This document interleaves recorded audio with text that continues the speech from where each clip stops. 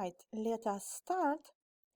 We'll start with your introduction to economics with your homework. So we'll spend half of the seminar on introduction to economics, just hopefully less, going briefly through these easy introductory exercises, and then we'll focus majority of our attention on demand.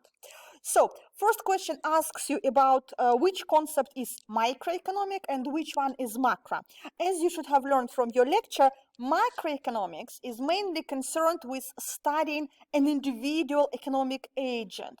So an individual consumer, an individual company, an individual market. So it investigates what is happening with a single market, a single product, single price, a particular element, a particular market or a particular company or a particular consumer.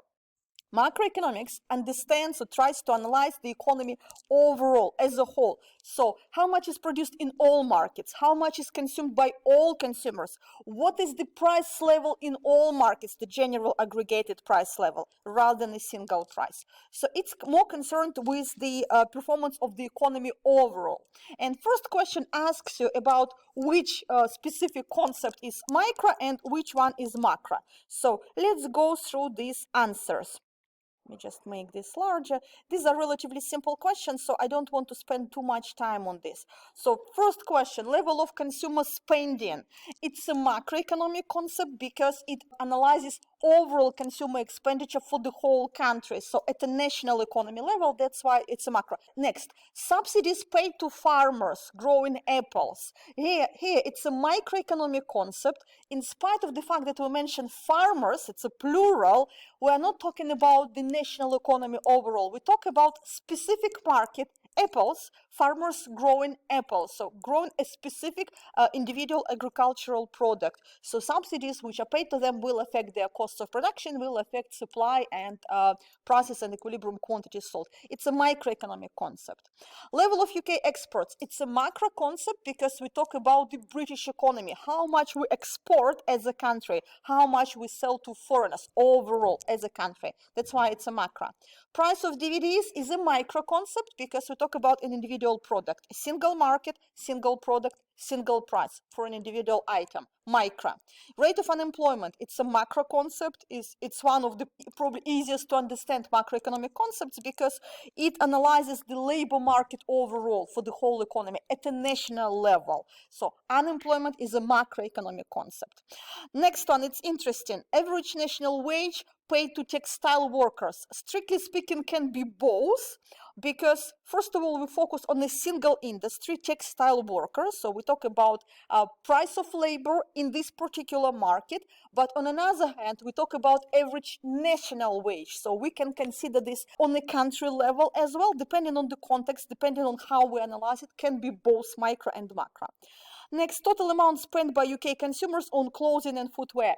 Similar thing, can be both. If we just analyze consumer expenditure on footwear because we want to understand sales revenue for a particular company, we analyze demand for them, it will be a single market. So it will be a micro concept. But on another hand, if we try to investigate the consumption expenditure, we try to dig deeper into the structure of consumption expenditure within the UK at the national level, again, can be both micro or macro.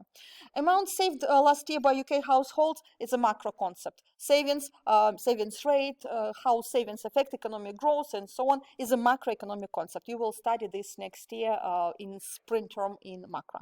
Any questions here regarding this? So this is pretty simple, so this shouldn't cause you difficulties. These are rather simple to understand. Next. Second question asks you about assumptions. As we've covered last time at the previous seminar, we economists make or create our models based on certain assumptions. We assume certain things and believe that this is true. For example, one of the major assumptions is that more is better than less. We prefer to have more goods, more services, more items, etc. Strictly speaking, this is not necessarily the case, as we discussed last time with the concept of minimalism, where people prefer to have less of stuff in their lives and they enjoy it more. However, in majority of cases, people prefer to have more. This is an assumption. Similarly, we assume that the main business objective for a company is to maximize profit. Again, this is not necessarily the case, and we will consider this, we will study this a little bit later in a module. They might have different objectives. They might try to maximize revenue or just survive, or they want to capture the largest market share, or they want to become the minimum cost producer, or they can pursue whatever other objectives. For example, shareholders value, or the manager might be more interested in his own job security and bonuses, and he can guide the company in this particular direction, ignoring company's profitability. This can happen. However, in majority of cases, we base our models on certain assumptions. One of the key assumptions is the assumption of rationality. We assume that people behave rationally. What does this normally imply? This implies that people try to make the best use out of available resources. They try to solve maximization problem, right? So what are examples of this sort of behavior? Consumers will not buy goods which increase their satisfaction by only a small amount. No, this wouldn't be rational because their satisfaction still increases. So you might not be necessarily perfectly happy with this particular purchase, but if this particular item or movement or action or purchase makes you a little bit happier, you should do it. This would be rational for you to do so or to make this purchase. To give you an example, let's imagine that you are hungry and for your lunch you would prefer to have caviar and lobster. This would make you really, really happy. This is what you truly want. However, you can't afford it, so a sandwich would do. So a sandwich wouldn't make you particularly happy, but it will make you a little bit happy. It will increase your satisfaction by a small amount. Is it rational to buy a sandwich? Yes, it is rational because you are better off having this sandwich rather than having nothing at all. You would be hungry and you would feel miserable. So having a sandwich is better than nothing. When your utility increases by a small amount, you should still go for it. You should still pursue this action. Satisfaction still increases, so it makes sense. Consumers will attempt to maximize their individual satisfaction for the income they earn. Is it true or false? Yes, of course it's true. It's the nature of the whole assumption. We try to make the best use out of available resources. So yes, this is rational to pursue this. Consumers buy the sort of goods that the average person buys. That's interesting. No, this would be false. You don't need to behave in the same way as everyone else to be rational. The thing is, every individual consumer is very, very different. We have different preferences, and different person will maximize their utility subject to their budget constraint at different points, using different combinations of goods. And you probably observed this from your personal life, but you never thought about this. One person would prefer to go partying and would be perfectly happy just having cocktails and drinking all night and dancing. Another person would rather go to the park and have a quiet walk with the dog. He would enjoy this more. Another person would prefer to travel. Again, destinations which we choose for travel can be also different. Some person would like to go to Paris, another one would like to go to the beach, another one would like to travel to Scottish Highlands, to some remote, very wild area. This is what we prefer. We would enjoy this more because this is what kind of person we are. Different people have different preferences, which in fact we can take into account when analyzing their choices. Every person does not need to buy the same amount as everyone else to be happy. It's rational for us to pursue our own goals, our own objectives, to maximize our own utility functions, no matter how they look like, subject to our constraints. We don't need to follow the crowd. Again, this is what we've covered in the previous seminar, that everyone pursues their own goal, everyone is governed by their own self-interest, and this actually leads to the highest wealth for the society. We achieve our goals better than we act as a crowd when we just follow everyone else. If we return back to our question, it's rational for us to buy what we want, what would maximize our utility function rather than the average. So it doesn't need to be the average. Okay, that's why it's false. Next, consumers seek to get the best value for money from the goods they buy. Yes, of course, this is true. This is the reflection of the assumption of rationality. Any questions based on this? No? Okay, so we go through this quickly because I want to focus more on some other things. Right, make a list of 3 things you did yesterday and write down the opportunity cost of which. Just tell me one activity which you did yesterday. Seminar. Let me just write it here. Opportunity costs of a certain activity. First activity, attended a seminar. What could be an opportunity cost of this? What did you have to give up in order to do so?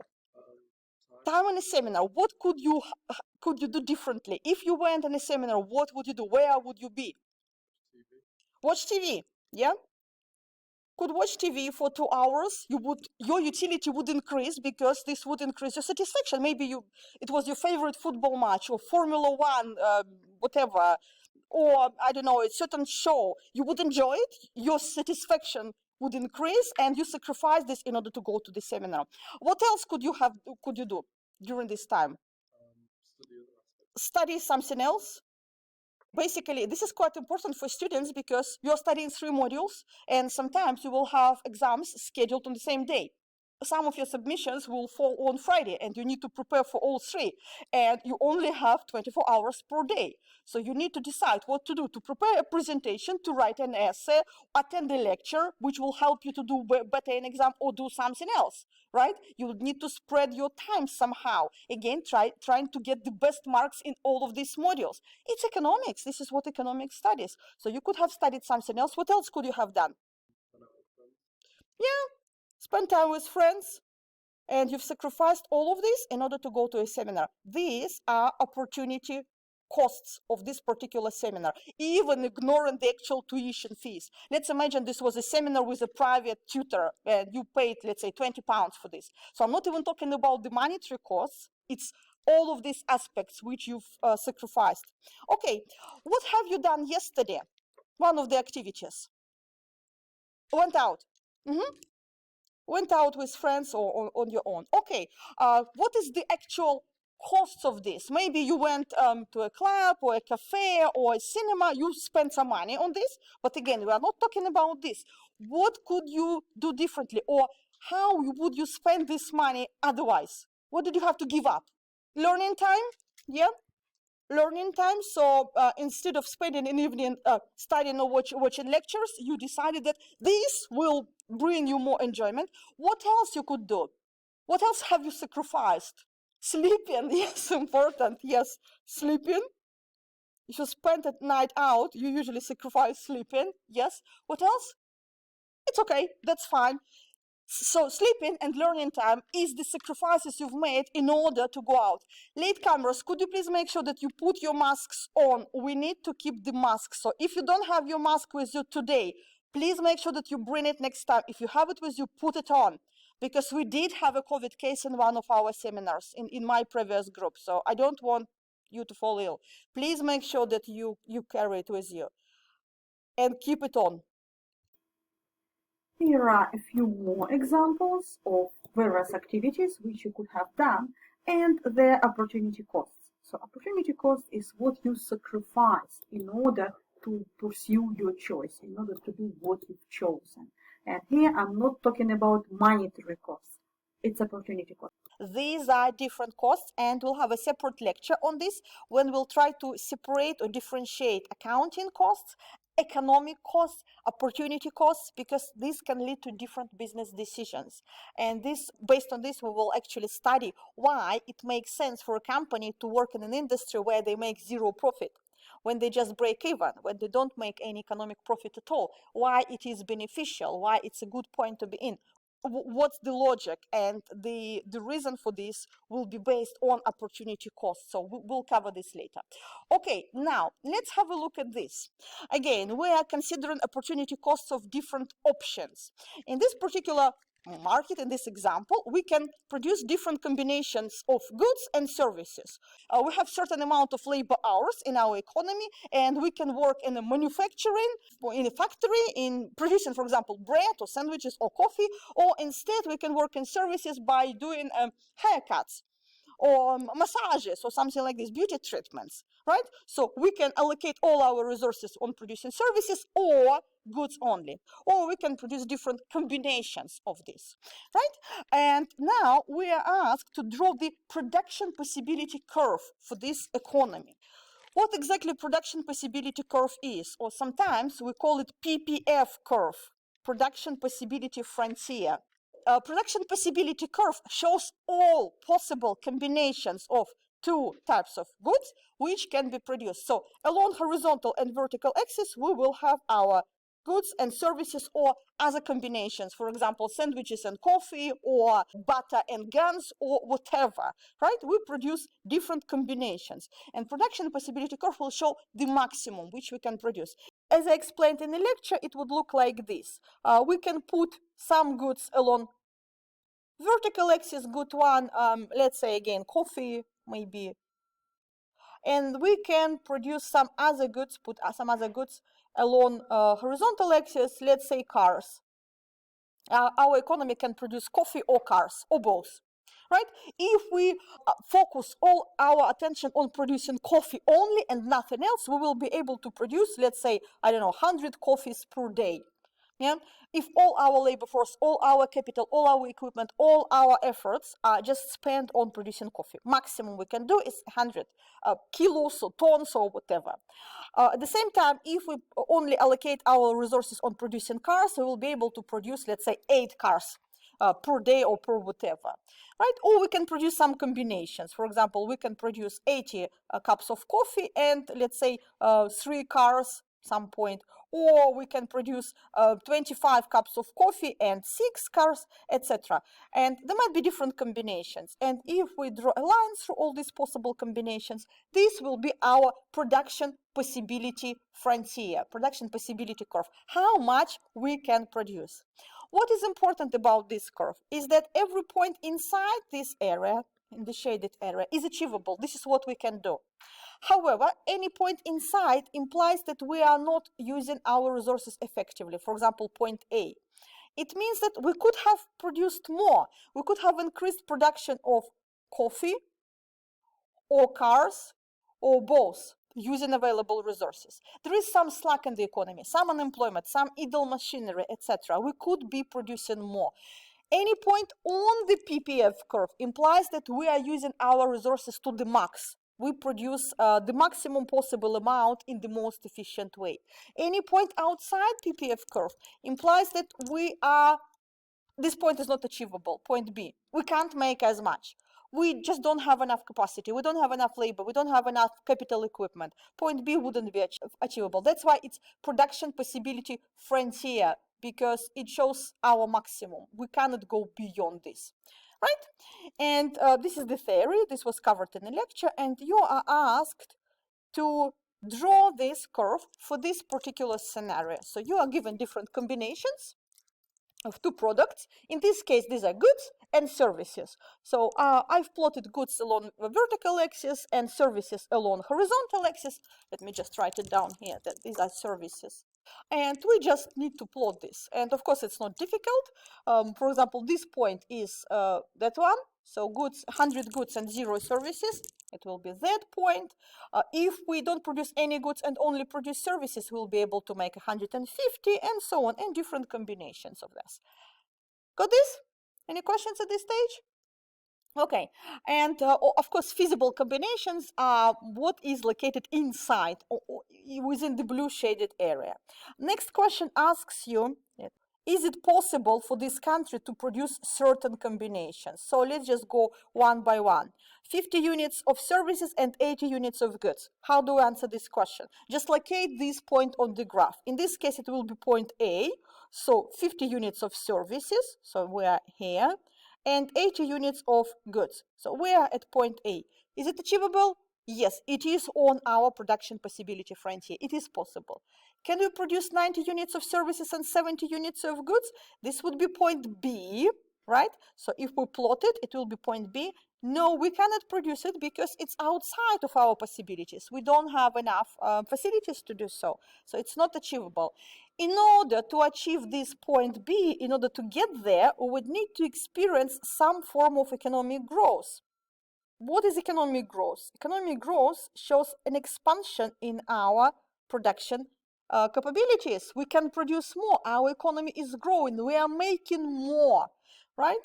And in order to achieve this, good one, good two, certain things should happen. For example, we need to have more labor.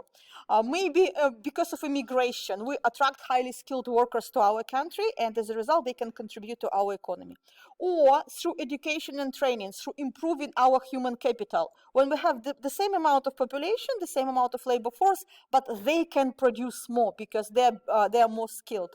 Or due to investment and expansion of our capital stock, or because of technological progress, when we can manufacture and produce more with available resources because we use better technology. If these things happen, our production possibility frontier will shift outwards. The new one will be located higher. So we are able to produce more. This is the result of the economic growth. Unless this happens, unless our technological situation improves, unless we have more resources or better technology, point B won't be achievable. Next question, 100 units of services and 40 units of goods. This will be point C on our graph. Is it achievable? Yes, it's within our PPF curve, and it actually shows that we could be doing much, much more than this. There is some slack in the economy, there are idle resources. Any questions? Yeah, is it okay? Okay, move on. So this is the first part of the question. And next question is slightly more complicated. This is, I guess, where you struggled, right, with the opportunity costs. The question asks you, what is the opportunity cost of producing 20 extra units of goods when the country is initially producing 60? I guess that for many students, the difficulty is just to understand what exactly I'm asking about. We're trying to figure out what is the opportunity cost of producing 20 extra units of goods. In other words, this means how many units of services are sacrificed or lost to produce 20 units of goods. This is what the question is asking, because some students just don't understand what exactly I want from them.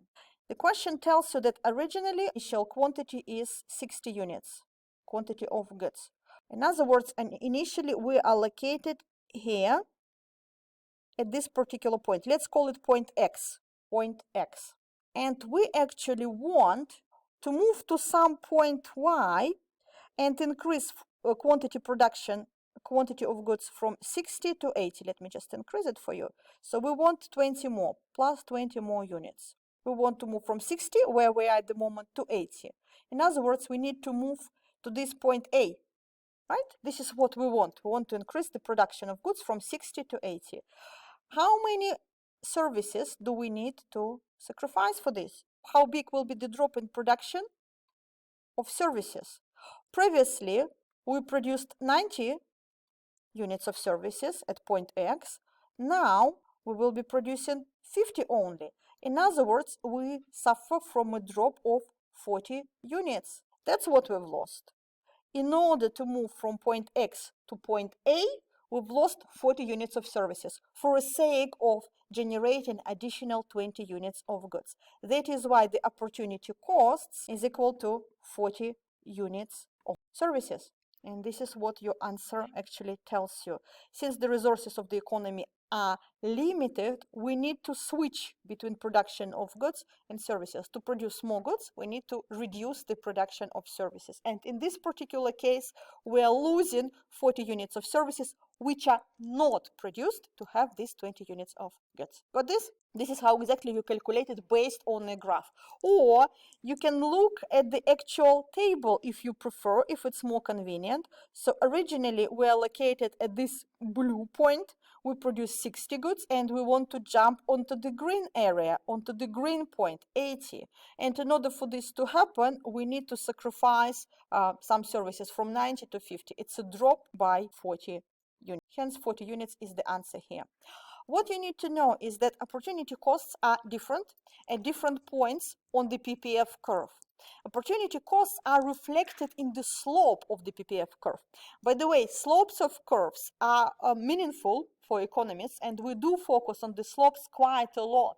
And in microeconomics next year, for example, you will specifically analyze the slope of utility curves, of budget constraints, of cost functions, and so on. You will compare the slopes in order to understand what a consumer or manufacturer should do. Increase consumption, reduce production, and so on.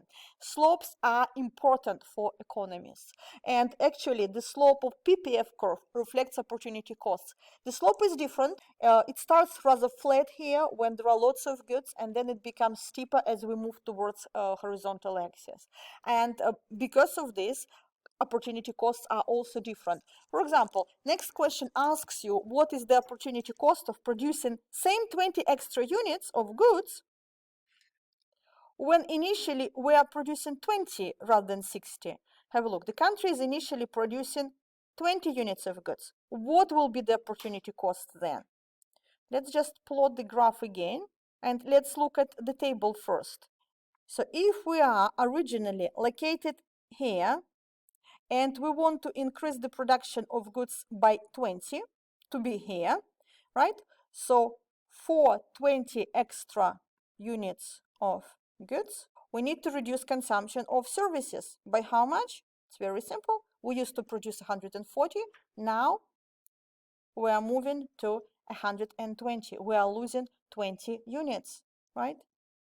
20 units of services are lost. And these are our opportunity costs now. These are equal to 20.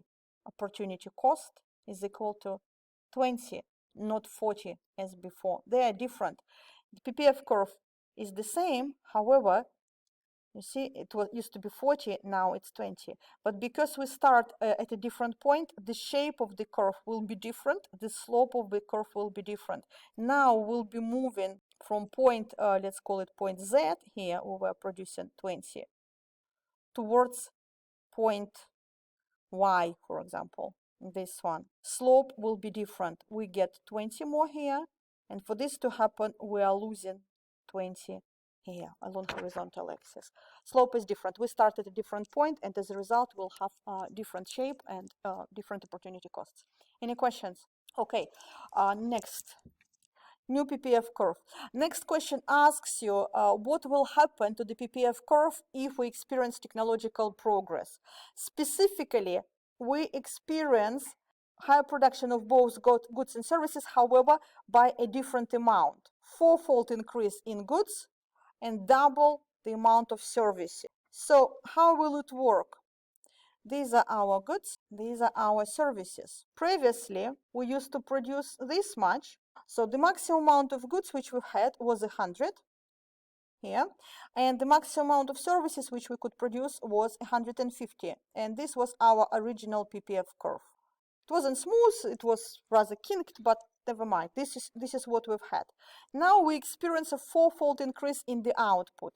So what do we need to do? We need to multiply all production of goods by 4 and double amount of services. And amount which we are producing here, we'll need to double this. And as a result, we will have a new table.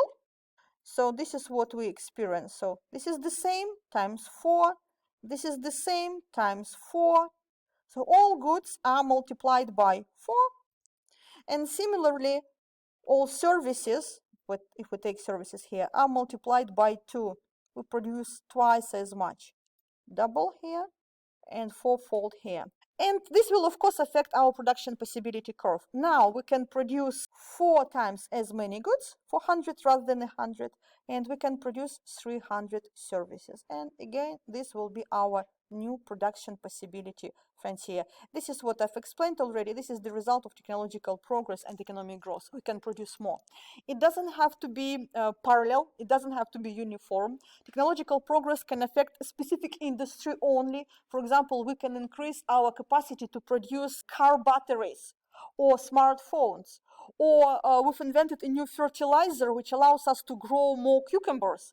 It won't affect the rest of the economy. It will affect only the production of these particular items, right? And as a result, your PPF curve can move in a very weird shape. It doesn't have to be parallel, it doesn't have to be smooth.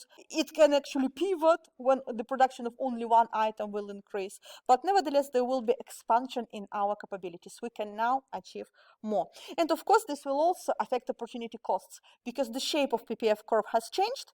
It will affect our opportunity costs, which are shown, which are reflected by its slope.